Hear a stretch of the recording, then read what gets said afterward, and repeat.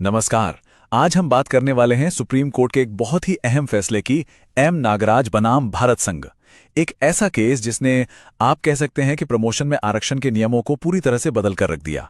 देखिए, नौकरियों में आरक्षण ये एक ऐसा मुद्दा है जिस पर काफी हद तक स्थिति साफ है। लेकिन प्रमोशन की बात आते ही कई सवाल खड़े हो जाते हैं। क्या प्रमोशन में भी आरक्षण होना चाहिए? क्या ये सही है? और अगर है तो इसके नियम क्या हों?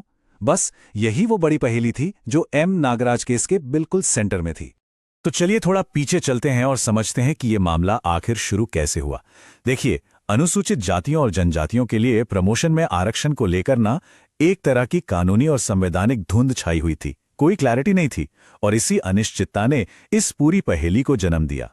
तो कहानी शुरू होती है 1992 के इंदिरा साहनी केस से। इसमें सुप्रीम कोर्ट ने प्रमोशन में आरक्षण पर रोक लगा दी, लेकिन इसके जवाब में संसद ने एक के बाद एक कई संवैधानिक संशोधन किए ताकि इसकी इजाजत दी जा सके। तो आप समझ रहे हैं, एक तरफ न्यायपालिका, दूसरी तरफ संसद, दोनों के बीच ये जो टकराव था, इसी की वजह से 2006 में एम नागराज का मामला सुप्रीम कोर्ट के दरवाजे पर आ खड़ा हुआ।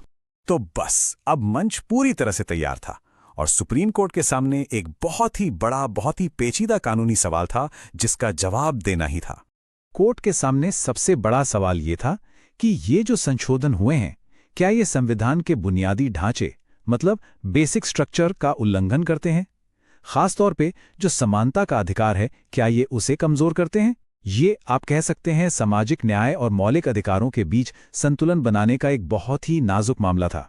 अब देखिए, सुप्रीम कोर्ट ने इसका जवाब सीधे सीधे हाँ या ना में नहीं दिया, बल्कि उन्होंने एक बिल्कुल नया, एक इनोवेटिव रास्ता निकाला।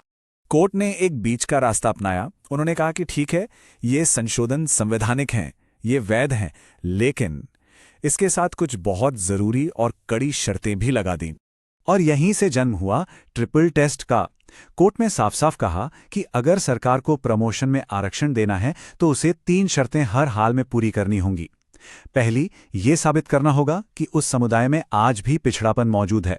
दूसरी, ये दिखाना होगा कि जिस पद की बात हो रही है उसमें उनका प्रतिनिधित्व कम है।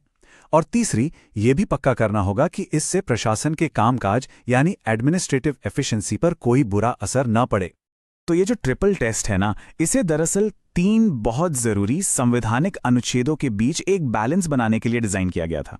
एक तरफ है आर्टिकल 16(4)A और 16(4)B जो आरक्षण की इजाजत देते हैं, तो दूसरी तरफ है आर्टिकल 335 जो कहता है कि प्रशासन की कुशलता बनी रहनी चाहिए।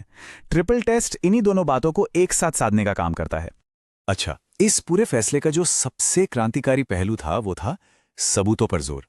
कोर्ट ने एक तरह से ये कह दिया कि अब सिर्फ धारणाओं या पुरानी बातों के आधार पर काम नहीं चलेगा, अब से नीतियां सबूतों के आधार पर बनेंगी।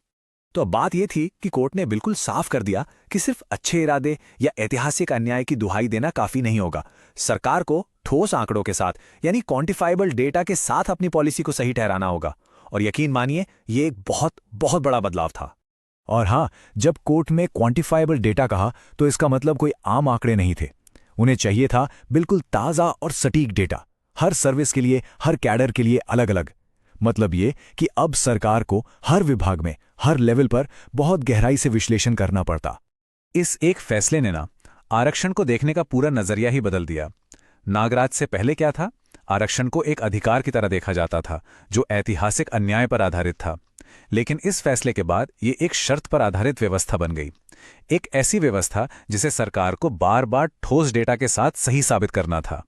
इतना ही नहीं, कोर्ट ने क्रीमी लेयर के सिद्धांत का भी समर्थन किया। इसका मतलब सीधा सा है कि आरक्षित समुदायों में भी जो लोग सामाजिक और आर्थिक तौर पर आगे बढ़ चुके हैं, उन्हें आरक्षण के फायदे से बाहर रखा जाए ताकि इसका लाभ उन लोगों तक पहुंचे जिन्हें इसकी सबसे ज्यादा जरूरत है। तो कुल मिला के देखें तो इस फैसले ने भारत की सार्वजनिक नीति पर एक बहुत ही गहरी और कभी ना मिटने वाली छाप छोड़ी। तो इसका असर क्या हुआ?